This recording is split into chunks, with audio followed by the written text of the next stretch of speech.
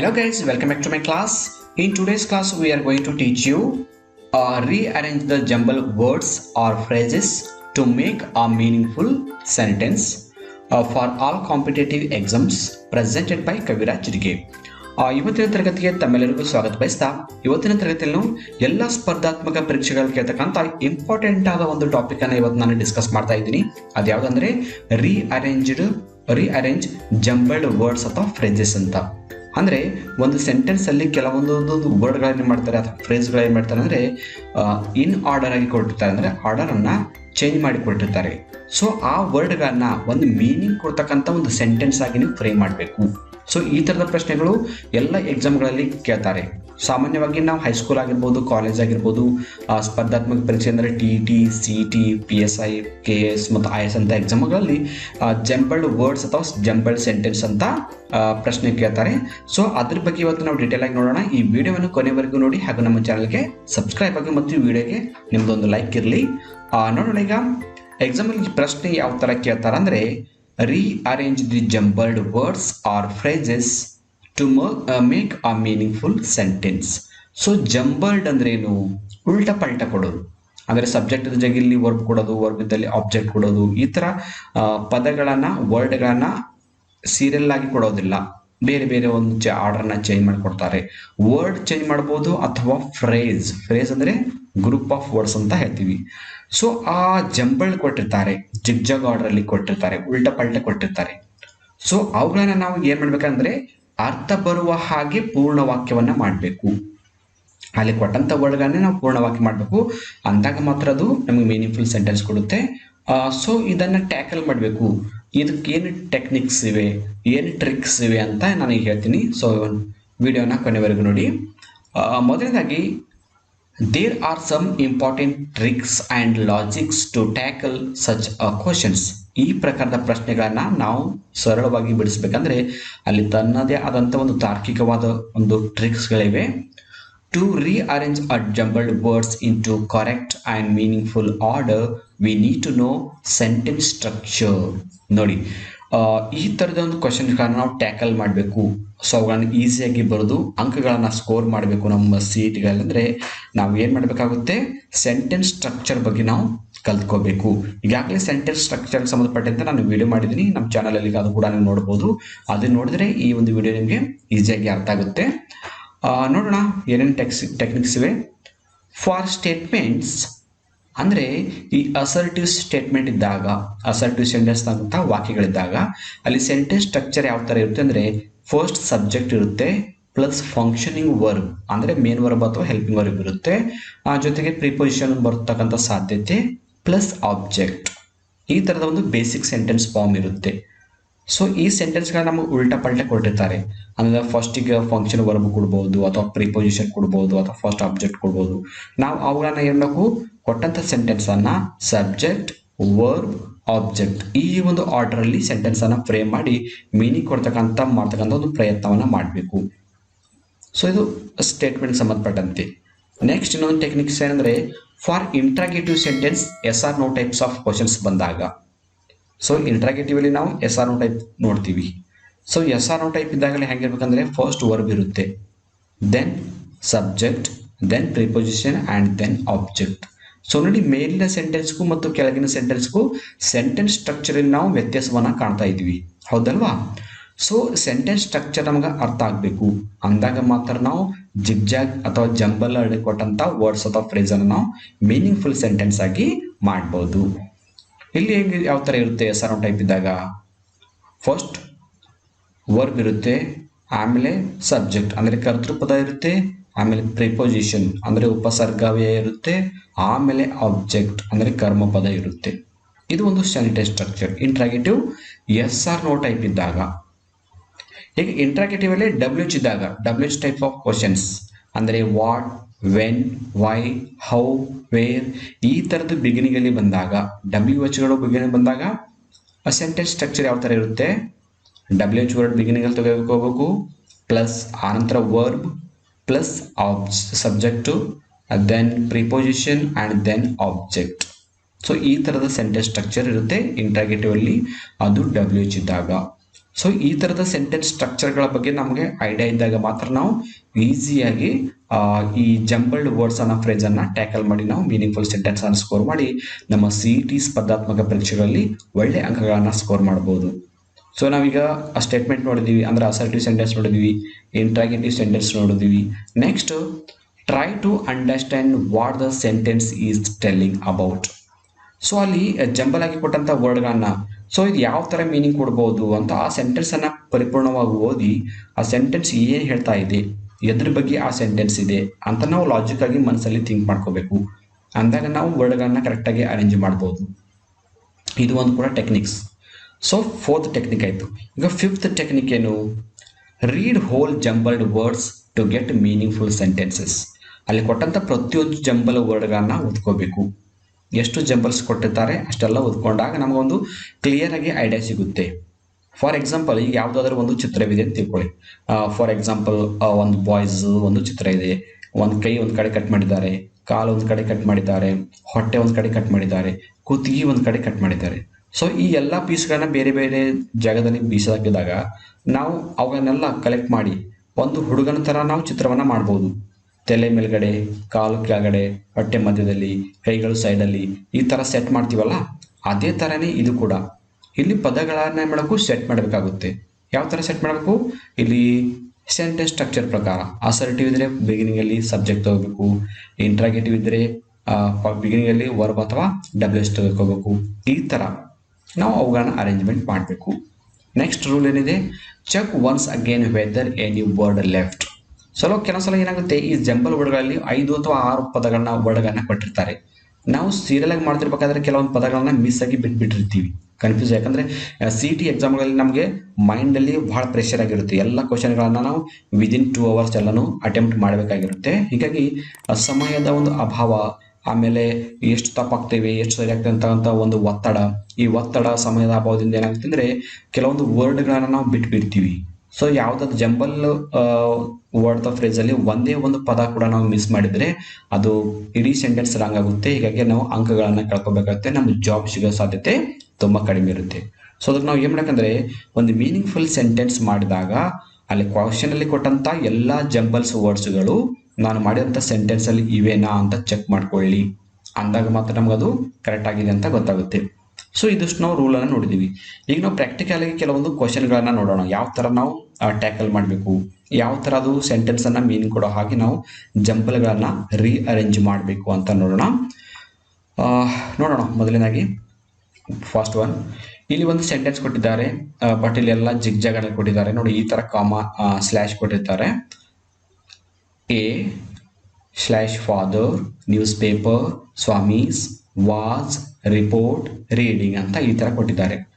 So ಈ ಥರ ಕೊಟ್ಟಾಗ ನಮಗಿದು ಸೆಂಟೆನ್ಸ್ ಮೀನಿಂಗ್ ಕೊಡ್ತಾ ಇಲ್ಲ. ಇಲ್ಲಿ ಎಲ್ಲ ಪದಗಳು ಜಂಬಲ್ಡ್ ಆಗಿ ಕೊಟ್ಟಿದ್ದಾರೆ. ಸೊ ನಾವೀಗ ಏನು ಮಾಡ್ಬೇಕಂದ್ರೆ, ಒಂದು ಸಬ್ಜೆಕ್ಟು, ಒಂದು ವರ್ಬ್, ಒಂದು ಪ್ರಿಪೋಸಿಷನ್ ಅಥವಾ ಆಬ್ಜೆಕ್ಟ್, ಒಂದು ಪ್ರೆಡಿಕೇಟ್, ಈ ಥರದ ಸೆಂಟೆನ್ಸ್ಗಳಲ್ಲಿ ನಾವು ಫ್ರೇಮ್ ಮಾಡ್ಕೋಬೇಕು. ಇಲ್ಲಿ ನೋಡಿ ಏನಿದೆ, a father, news paper, Swami, was, report, reading. ಅಂದರೆ ಇಲ್ಲಿ ಯಾರೋ ಪೇಪರ್ ಓದ್ತಾ ಇದ್ರು, ಸ್ವಾಮಿ ಓದ್ತಿದ್ನೋ ಅಥವಾ ಫಾದರ್ ಓದ್ತಿದ್ನೋ, ಈ ಥರದ ಸೆಂಟೆನ್ಸನ್ನು ನಾವು ಒಂದೊಂದು ಸೆಟ್ ಮಾಡಿ ನೋಡಬೇಕು. ಅವಾಗ ನಮ್ಗೆ ಐಡಿಯಾ ಸಿಗುತ್ತೆ. ಸೊ ನೋಡೋಣ, ಈಗ ನಾನು ಸೆಟ್ ಮಾಡ್ತೀನಿ. Swami's father was reading a news paper report. ನೋಡಿ, ಸ್ವಾಮೀಸ್ ಫಾದರ್ ಅನ್ನೋದು ಏನಾಗುತ್ತೆ, ಸಬ್ಜೆಕ್ಟ್ ಆಯಿತು. ವಾಸ್ ರೀಡಿಂಗ್ ಅನ್ನೋದು ವರ್ಬ್ ಆಯಿತು. ನ್ಯೂಸ್ ಪೇಪರ್ ರಿಪೋರ್ಟ್ ಅನ್ನೋದು ಆಬ್ಜೆಕ್ಟ್ ಆಯಿತು. ಸೊ ಇದು ಸ್ಟೇಟ್ಮೆಂಟಲ್ಲಿದೆ. ನಾವಿಲ್ಲಿ ಏನು ಮಾಡ್ಬೇಕಂದ್ರೆ, ಬಿಗಿನಿಂಗಲ್ಲಿ ಸಬ್ಜೆಕ್ಟು, ಆನಂತರ ವರ್ಬು, ಆನಂತರ ಆಬ್ಜೆಕ್ಟ್ ಅಥವಾ ಪ್ರೆಡಿಕೇಟ್ ಬರೋ ಹಾಗೆ ನಾವು ಸೆಂಟೆನ್ಸ್ ಫ್ರೇಮ್ ಮಾಡಿದರೆ ಅದು ಮೀನಿಂಗ್ಫುಲ್ ಸೆಂಟೆನ್ಸ್ ಕೊಡುತ್ತೆ. ನೋಡಿ, ಈ ಸೆಂಟೆನ್ಸ್ ಮೀನಿಂಗ್ ಕೊಡ್ತಾ ಇದೆ. ಸ್ವಾಮಿಯವರು, ತಂದೆಯವರು ಪತ್ರಿಕೆಯನ್ನು ಓದ್ತಾ ಇದ್ರು, ಹೌದಲ್ವಾ? ಸೊ ಈ ಥರ ನಾವು ನಮ್ಮ ಮನಸ್ಸಲ್ಲಿ, ನಮ್ಮ ಮೈಂಡಿಗೆ ಸ್ವಲ್ಪ ವರ್ಕ್ ಕೊಡಬೇಕು, ಲಾಜಿಕಾಗಿ ಥಿಂಕ್ ಮಾಡ್ಲಿಕ್ಕೆ. ಈ ಕೊಟ್ಟಂಥ ಸೆಂಟೆನ್ಸು ಅಸರ್ಟಿವ್ ಇದಾನ, ಇಂಪೆರಿಟಿವ್ ಇದಾನ, ಎಕ್ಸ್ಕ್ಲಮೇಟರಿ ಇದಾನ, ಇಂಟ್ರಾಗೇಟಿವ್ ಇದಾನ ನೋಡ್ಕೋಬೇಕು. ಸೊ ನೋಡಿದಾಗ ಮಾತ್ರ ನಮ್ಗೆ ಈ ಸೆಂಟೆನ್ಸ್ ಸ್ಟ್ರಕ್ಚರ್ ಪ್ರಕಾರ ನಾವು ವಾಕ್ಯಗಳನ್ನ ಸೆಟ್ ಮಾಡ್ಬೋದು. One more example. The spot, fallen, Baleshwar, where, had, Roma had, revisited ಅಂತ ಕೊಟ್ಟಿದ್ದಾರೆ. ಸೊ ನಾವು ಈಗ ನೋಡಬೇಕು, ಮತ್ತು ಇದು ಕೂಡ ಅಸರ್ಟಿವ್ ಸೆಂಟೆನ್ಸ್ ಅಂತ ಕಾಣ್ತಾ ಇದೆ. ಯಾಕಂದರೆ ಇಲ್ಲಿ ಆರ್ಡರ್ ರಿಕ್ವೆಸ್ಟ್ ಇದ್ದರೆ ಅದು ಕಾಮೆಂಟ್ ಇಂಪೆರಿಟಿವ್ ಸೆಂಟೆನ್ಸ್ ಆಗ್ತಿತ್ತು, ಅಥವಾ ಕ್ವೆಶನ್ ಮಾರ್ಕ್ ಇದ್ದರೆ ಇಂಟ್ರಾಗೇಟಿವ್ ಆಗ್ತಿತ್ತು, ಇಲ್ಲಿ ಒಂದು ಸಿಂಪಲ್ ಆದ ಸ್ಟೇಟ್ಮೆಂಟ್ ಇದೆ ಅಂದರೆ ಬಿಗಿನಿಂಗಲ್ಲಿ ಏನು ಬೇಕು, ನಮಗೊಂದು ಸಬ್ಜೆಕ್ಟ್ ಬೇಕು. ಸೊ ಇಲ್ಲಿ ಸಬ್ಜೆಕ್ಟ್ ಯಾವ್ದು ತಗೋಬೇಕು, ಬಾಲೇಶ್ವರ್ ತಗೋಬೇಕಾ ರೋಮಾ ತಗೋಬೇಕಾ? ಸೊ ನೋಡೋಣ ಈಗ. Baleshwar had revisited the spot wear ರೋಮಾ had fallen. So Baleshwar ಅಂತಕ್ಕಂಥ ವ್ಯಕ್ತಿ ಆ ರೋಮಾ ಬಿದ್ದಂಥ ಸ್ಥಳಕ್ಕೆ ಪುನಃ ಭೇಟಿ ಕೊಟ್ಟನು. ಈ ಥರ ಸೆಂಟೆನ್ಸ್ ಆಗುತ್ತೆ. Next, playing some cricket are children. ನೋಡಿ ಈ ಸೆಂಟೆನ್ಸ್ ನೋಡಿದಾಗ ನಮ್ಗೆ ಏನೋ ಗೊತ್ತಾಗ್ತಿದೆ, ಇಲ್ಲಿ ಮಕ್ಕಳು ಕ್ರಿಕೆಟ್ ಆಡ್ತಾ ಇದ್ದಾರೆ ಅಂತ ಗೊತ್ತಾಗುತ್ತೆ. ಹೌದಾ? Playing some cricket are children, ಇದು ನೋಡಿದಾಗೇ ಗೊತ್ತಾಗುತ್ತೆ. ಸೊ ಇದು ಕೂಡ ಅಸರ್ಟಿವ್ ಸೆಂಟೆನ್ಸ್ ಇದೆ. ಸೊ ಬಿಗಿನಿಂಗಲ್ಲಿ ತಗೋಬೇಕು, ಸಬ್ಜೆಕ್ಟ್ ತಗೋಬೇಕು. ಇಲ್ಲಿ ಸಬ್ಜೆಕ್ಟ್ ಯಾವ್ದಾಗುತ್ತೆ, ಸಮ್ ಚಿಲ್ಡ್ರನ್ ಆಗುತ್ತೆ. ನೋಡಿ, some children are playing cricket. Some children ಅನ್ನೋದೇ ಸಬ್ಜೆಕ್ಟ್ ಆಯಿತು, ಆರ್ ಪ್ಲೇಯಿಂಗ್ ಅನ್ನೋದು ವರ್ಬ್, ಕ್ರಿಕೆಟ್ ಅನ್ನೋದು ಆಬ್ಜೆಕ್ಟ್. ಈ ಥರ ಸೆಂಟೆನ್ಸು ಸಬ್ಜೆಕ್ಟ್ ವರ್ಬ್ ಆಬ್ಜೆಕ್ಟಲ್ಲಿ ನಾವು ಸೆಟ್ ಮಾಡಿದೆ ಆದರೆ ಡೆಫಿನೆಟ್ ಆಗಿ ಅದು ಸರಿ ಆನ್ಸರ್ ಆಗಿ ಆಗುತ್ತೆ. ನಾವು ಸಿ ಟಿಲಿ ಒಳ್ಳೆ ಅಂಕಗಳನ್ನು ಸ್ಕೋರ್ ಮಾಡ್ಬೋದು. ಮುಂದಿನ ಪ್ರಶ್ನೆ, hydrogen, water and oxygen is of composed ಅಂತಿದೆ. ನೋಡಿ ಇದು ಕೂಡ ನಮ್ಗೆ ನೋಡಿದಾಗ ಗೊತ್ತಾಗುತ್ತೆ. ನೀರು ಅಂತ ಕೊಟ್ಟಿದ್ದಾರೆ ಅಲ್ಲ, ಹೈಡ್ರೋಜನ್ ಮತ್ತು ಆಕ್ಸಿಜನ್ ಅಂತಿದೆ. ಅಂದರೆ ನಾವು ನೀರಲ್ಲಿ ಏನೇನಿರುತ್ತೆ, ಹೈಡ್ರೋಜನ್ ಇರುತ್ತೆ, ಆಕ್ಸಿಜನ್ ಇರುತ್ತೆ, H2O ಅಂತ ನಾವು ನೋಡ್ತೀವಲ್ಲ, H2O ಹೈಡ್ರೋಜನ್ ಮತ್ತು ಆಕ್ಸಿಜನ್ ಅಂತ. ಸೊ ಇದು ಕಂಪೋಸ್ ಆಗಿದೆ ಅಂತ ಗೊತ್ತಾಯಿತು. ಸೊ ಅಲ್ಲಿ ಸಬ್ಜೆಕ್ಟ್ ಯಾವುದಾಗಬೇಕು, ವಾಟರ್ ಆಗಬೇಕು. ಹೌದಾ? ನೋಡಿ ಈಗ, water is composed of hydrogen and oxygen. ನೋಡಿ ಇಲ್ಲಿ ವಾಟರ್ ಸಬ್ಜೆಕ್ಟ್ ಆಯಿತು. ಇಲ್ಲಿ ಸಬ್ಜೆಕ್ಟ್ ತೊಗೊಂಡಾಗ ನಾವು ಏನು ಮಾಡಬೇಕು, ವರ್ಬನ್ನು ಹುಡುಕಬೇಕು. ಸೊ ಇಲ್ಲಿ ವರ್ಬ್ ಯಾವುದಾಗುತ್ತೆ, ಹೈಡ್ರೋಜನ್ ಅಂತೂ ಆಗೋದಿಲ್ಲ, ಆ್ಯಂಡ್ ಅಂತೂ ಕಂಜಕ್ಷನ್ ಆಗುತ್ತೆ, ಆಕ್ಸಿಜನ್ ಕೂಡ ನೌನ್ ಆಗುತ್ತೆ. ನೋಡಿ ಇಲ್ಲಿ ಸಬ್ಜೆಕ್ಟ್ ಅನ್ನೋದು ವರ್ಬ್ ಇದೆ, ಯಾವುದಿದೆ, ಕಂಪೋಸ್ಡ್ ಅನ್ನೋದು ವರ್ಬ್ ಇದೆ. ಸೊ ನೆಕ್ಸ್ಟ್ ಟೈಮ್ ವರ್ಬನ್ನು ಬರೀಬೇಕು. ನಾವು ಸಬ್ಜೆಕ್ಟ್ ಬರೆದ್ವಿ, ವರ್ಬ್ ಬರೆದ್ವಿ, ನಂತರ ನೆಕ್ಸ್ಟ್ ಟೈಮ್ ಇರುತ್ತೆ ಸಹಜವಾಗಿ ಅದು ಆರ್ಟಿಕಲ್ ಇರ್ಬೋದು ಅಥವಾ ಪ್ರಿಪೋಸಿಷನ್ ಇರ್ಬೋದು, ನಂತರ ಆಬ್ಜೆಕ್ಟ್ ಇರುತ್ತೆ. ಹೌದಲ್ವಾ? ಅಂದರೆ ನೀರು ಹೈಡ್ರೋಜನ್ ಮತ್ತು ಆಕ್ಸಿಜನ್ಗಳ ಒಂದು ಸಂಯೋಜನೆ ಅಂತ ಆಗುತ್ತೆ. ನೆಕ್ಸ್ಟ್ ನೋಡಿ, not with Columbus totally Francisco happy is. ಅಂದರೆ ಇಲ್ಲಿ ಕೊಲಂಬಸ್ನ ಜೊತೆ ಫ್ರಾನ್ಸಿಸ್ಕೋನ ಅನ್ನೋ ವ್ಯಕ್ತಿ ಆಗ ಬರ್ತಾ ಇರಲಿಲ್ಲ, ಅವ್ರ ಜೊತೆ ಸಂತೋಷದಿಂದ ಇರ್ತಾ ಇರಲಿಲ್ಲ ಅಂತ. ನಮಗೆ ಸಬ್ಜೆಕ್ಟ್ ಯಾವ್ದು ಬೇಕಿಲ್ಲಿ, ಫ್ರಾನ್ಸಿಸ್ಕೋ ಅನ್ನೋದು ಬೇಕು, ಅಥವಾ ನಾವು ಕೊಲಂಬಸ್ ಅಂತ ತೊಗೊಂಡು ಮಾಡ್ಬೋದು. ನಾವು ಫ್ರಾನ್ಸಿಸ್ಕೋನ ತೆಗೆದುಕೊಂಡು ಮಾಡೋಣ ಅಥವಾ ಕೊಲಂಬಸ್ ಮಾಡೋಣ.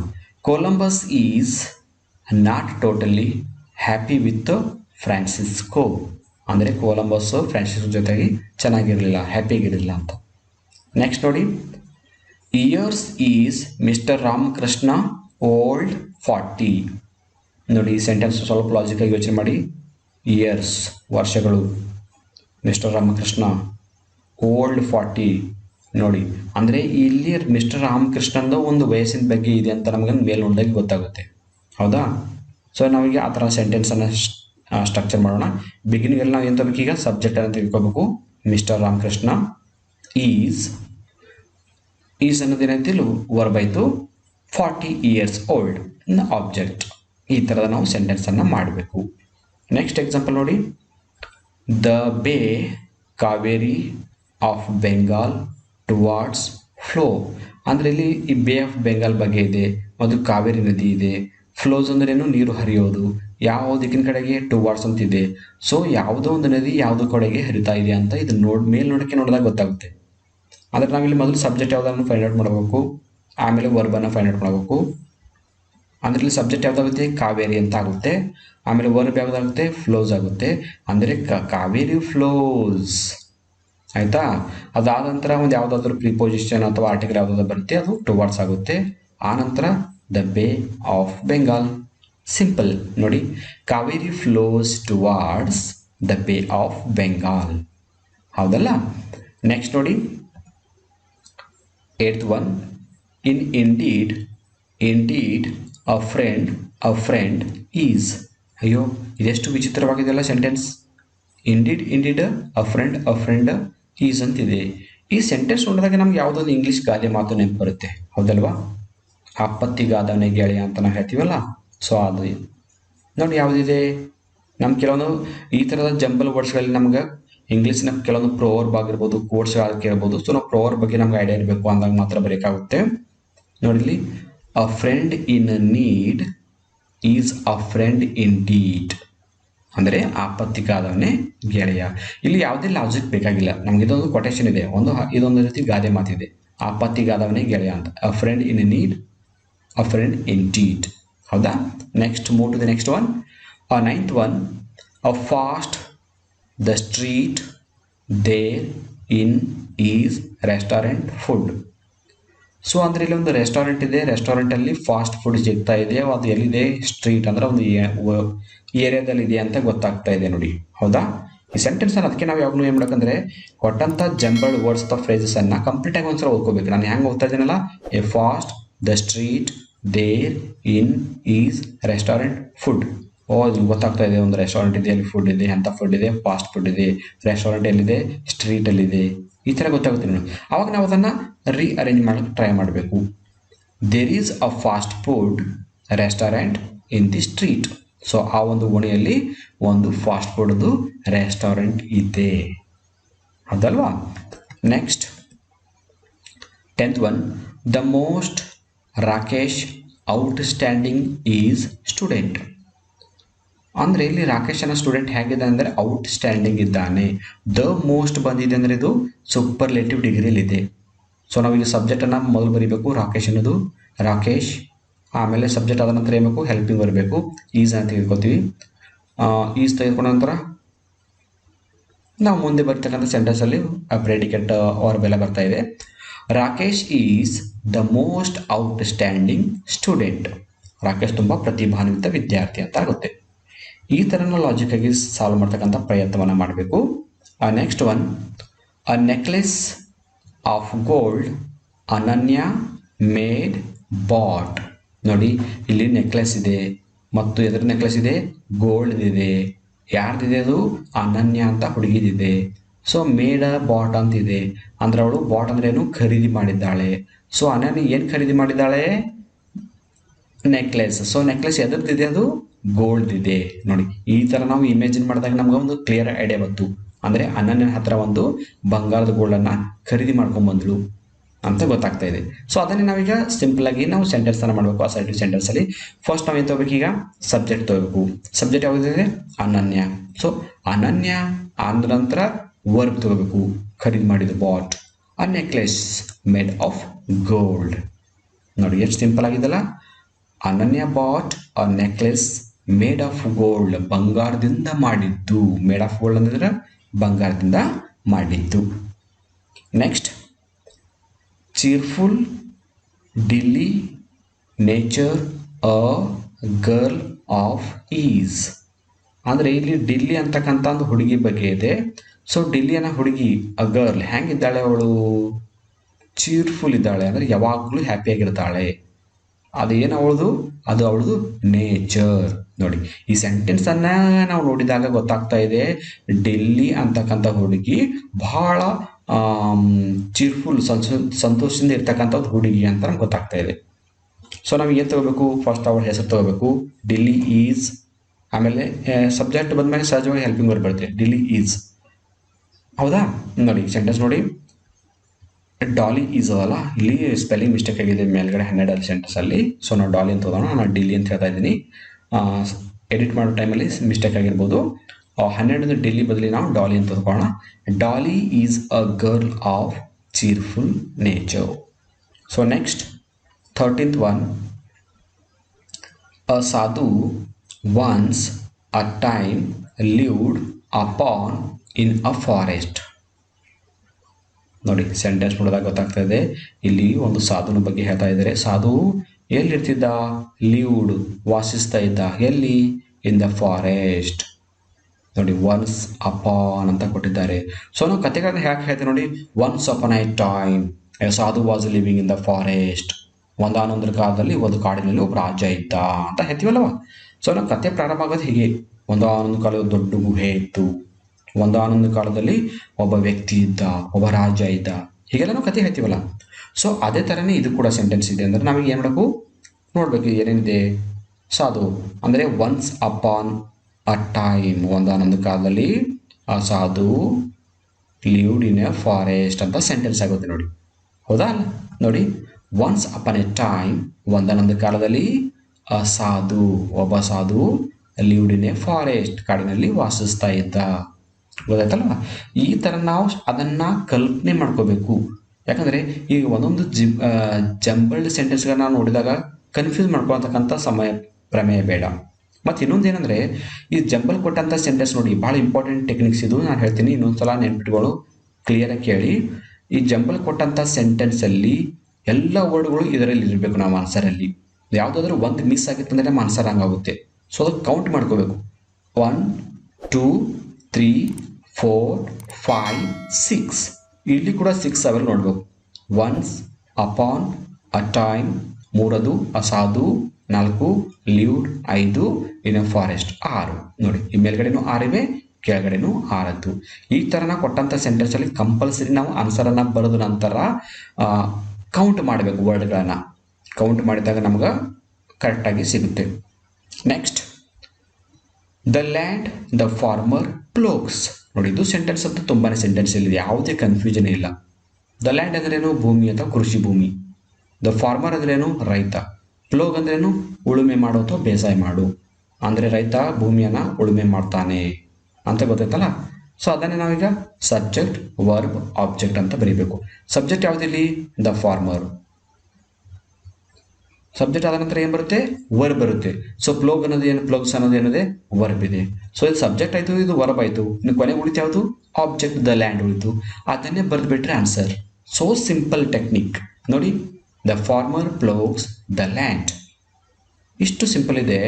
ಈ ಜಂಬಲ್ಡ್ ವರ್ಡ್ ಆಫ್ ಫ್ರೇಸನ್ನು ನಾವು ಎಕ್ಸಾಮಲ್ಲಿ ಖಂಡಿತವಾಗ್ಲೂ ಅಂಕಗಳನ್ನು ಸ್ಕೋರ್ ಮಾಡೇಬೇಕಿಲ್ಲ. ಯಾವುದೇ ರೀತಿ ನಿಮ್ಮ ಲಾಂಗ್ ಪ್ರಿಪ್ರೇಷನ್ ಬೇಕಾಗಿದ್ದಾಗ ಯಾವುದೇ ರೂಲ್ಸ್ ನೆನಪಿಟ್ಕೊಳ್ಳೋದು ಬೇಕಾಗಿಲ್ಲ, ಅಥವಾ ಜಾಸ್ತಿ ಪ್ರಾಕ್ಟೀಸ್ ಮಾಡೋದೇ ಬೇಕಾಗಿಲ್ಲ. ಅಲ್ಲಿ ಆಲ್ರೆಡಿ ಅವ್ರು ಕೊಟ್ಟಿರ್ತಾರೆ, ಕೊಟ್ಟಿದ್ದಾನೆ ನಾವು ಸೀದಾ ಮಾಡಬೇಕಾದ್ರು ಅಷ್ಟೇ. ನೆಕ್ಸ್ಟ್ ನೋಡಿ, ಇನ್ನೊಂದು ಎಕ್ಸಾಂಪಲ್.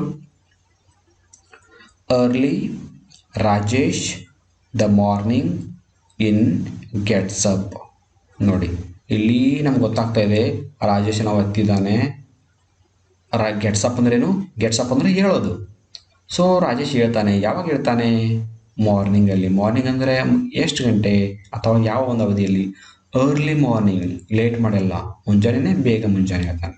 ಸೊ ನಂಗೆ ಗೊತ್ತಾಯ್ತು. ಅಂದರೆ ರಾಜೇಶ್ ಅನ್ನೋದು ಸಬ್ಜೆಕ್ಟನ್ನು ಫಸ್ಟ್ ತಗೋಬೇಕು. ಸೊ ಸಬ್ಜೆಕ್ಟ್ ಆದ ನಂತರ ಏನು ಬೇಕು?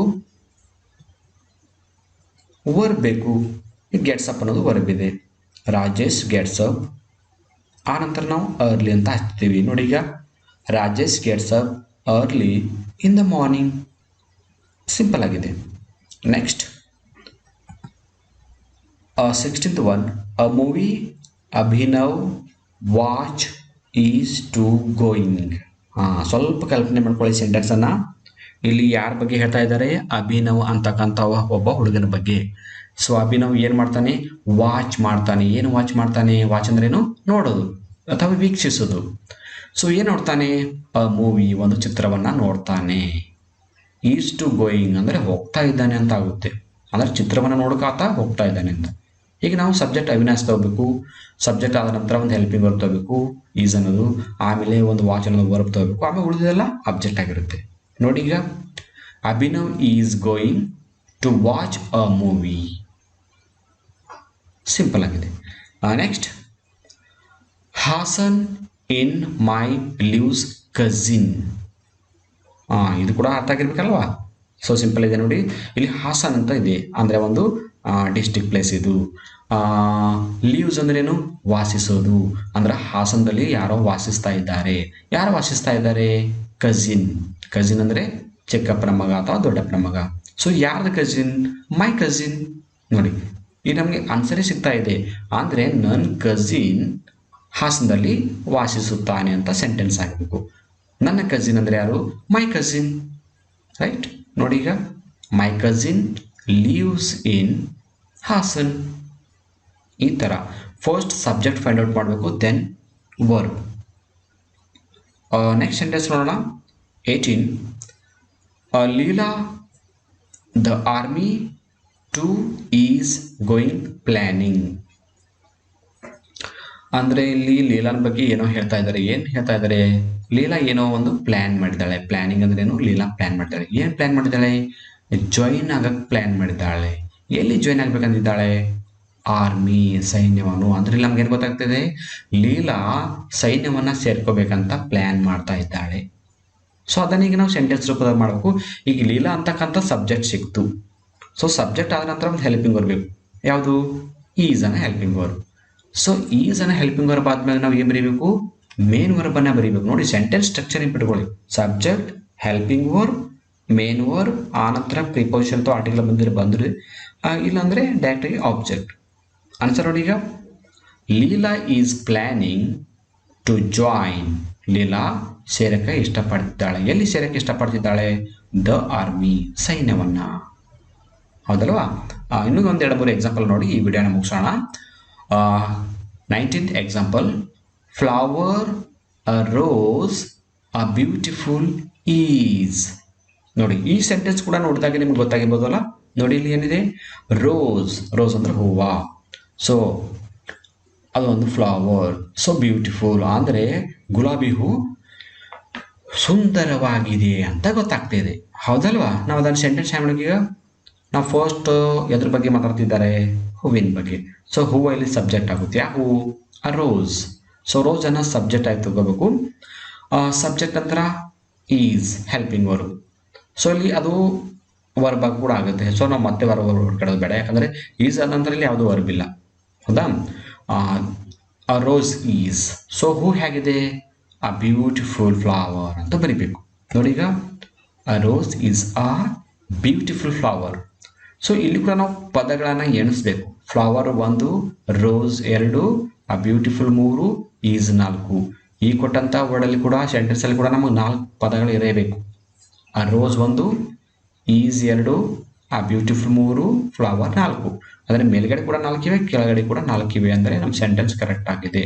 ಬರೀ 4 ಇವೆ ಅಂತ ಅಷ್ಟೇ ಅಲ್ಲ, ಅವುಗಳನ್ನ ನಾವು ಸೆಂಟೆನ್ಸ್ ಸ್ಟ್ರಕ್ಚರ್ ಪ್ರಕಾರನೇ ಸಬ್ಜೆಕ್ಟ್, ವರ್ಬ್, ಆಬ್ಜೆಕ್ಟ್ ಆಗಿ ಬರೆದಿರಬೇಕು.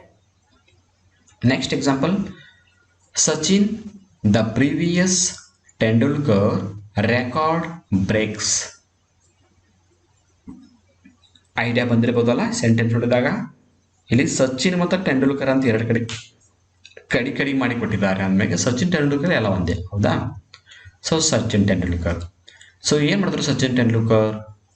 ಬ್ರೇಕ್ಸ್ ಮಾಡಿದ್ರು. ಯಾಕಂದರೆ ಸಬ್ಜೆಕ್ಟ್ ಆದ್ಮೇಲೆ ವರ್ಬ್ ಬೇಕಲ್ಲ. ಬ್ರೇಕ್ಸ್ ಅಂದರೆ ಮುರಿದ್ರು. ಏನು ಮುರಿದ್ರು? ರೆಕಾರ್ಡ್. ರೆಕಾರ್ಡ್ ಅಂದರೆ ಒಂದು ಸಾಧನೆಯನ್ನು ಮುರಿದ್ರು. ಯಾರ ಸಾಧನೆ? ಅವ್ರದ್ದೇ ಇರ್ಬೋದು ಅಂತ. ಪ್ರೀವಿಯಸ್ ಅಂತ ಯಾಕಂದ್ರೆ ಮತ್ತೆ ಬೇರೆ ಯಾರು ವ್ಯಕ್ತಿ ಕೊಟ್ಟಿಲ್ಲ. ಅಂದರೆ ಅವ್ರ ಸಾಧನೆಯನ್ನು ಅವರೇ ಮುರಿದ್ರು. ಅಂದರೆ ಅವ್ರು ಮುಂಚೆ ಮಾಡಿದಂಥ ಸಾಧನೆಯನ್ನು ಅವರೇ ಮುರಿದ್ರು ಅಂತ ಇಲ್ಲಿ ಆಗ್ತಾ ಇದೆ. ಸೊ ನಾವೀಗ ಫಸ್ಟ್ ಸಚಿನ್ ತೆಂಡೂಲ್ಕರ್ ಅಂತಕ್ಕಂಥ ಒಂದು ಸಬ್ಜೆಕ್ಟ್ ಅನ್ನು ತಿಳ್ಕೋಬೇಕು. ಆನಂತರ ವರ್ಬ್ ಬ್ರೇಕ್ಸ್ ಅನ್ನು ತೆಗೆದುಕೋಬೇಕು.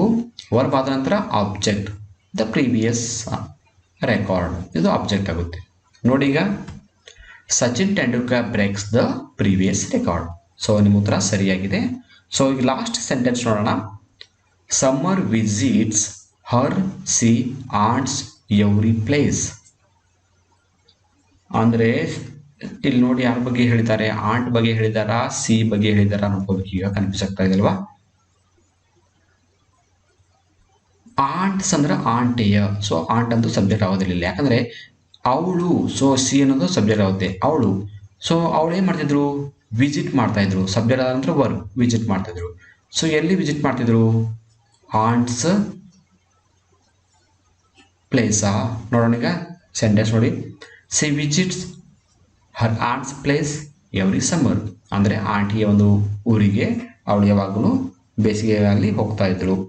ಈ ಥರ ನಾವು ಸಬ್ಜೆಕ್ಟ್, ವರ್ಬ್ ಮತ್ತು ಆಬ್ಜೆಕ್ಟ್ ಬಗ್ಗೆ ಕಂಪ್ಲೀಟ್ ಆಗಿ ತಿಳ್ಕೋಬೇಕು. ಇದಕ್ಕೆ ಸಂಬಂಧಪಟ್ಟಂತೆ ನಾನು ಸೆಂಟೆನ್ಸ್ ಸ್ಟ್ರಕ್ಚರ್ ಬಗ್ಗೆ ಮತ್ತು ಫ್ರೇಮಿಂಗ್ ಸೆಂಟೆನ್ಸ್ ಬಗ್ಗೆ, ಇಂಟ್ರಾಗೇಟಿವ್ ಸೆಂಟೆನ್ಸ್ಗಳ ಬಗ್ಗೆ ಮತ್ತು ಸಬ್ಜೆಕ್ಟ್ ವರ್ಬ್ ಅಗ್ರಿಮೆಂಟ್ ಬಗ್ಗೆ 4 ವಿಡಿಯೋಗಳನ್ನ ಮಾಡಿದ್ದೀನಿ. ಆ 4 ವಿಡಿಯೋಗಳನ್ನ ಖಂಡಿತವಾಗಿ ನೀವು ನೋಡಿದ್ರೆ ಇಲ್ಲಿ ಬರ್ತಕ್ಕಂಥ ಜಂಬಲ್ ವರ್ಡ್ಸ್ ಅಥವಾ ಫ್ರೇಸನ್ನು ನೀವು ಈಸಿಯಾಗಿ ಸಾಲ್ವ್ ಮಾಡ್ಬೋದು. ಸೊ ಆ ವಿಡಿಯೋ ಕೂಡ ನೋಡಿ.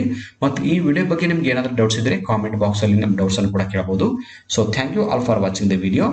If you like the video, subscribe to our channel to get more videos. Thank you all.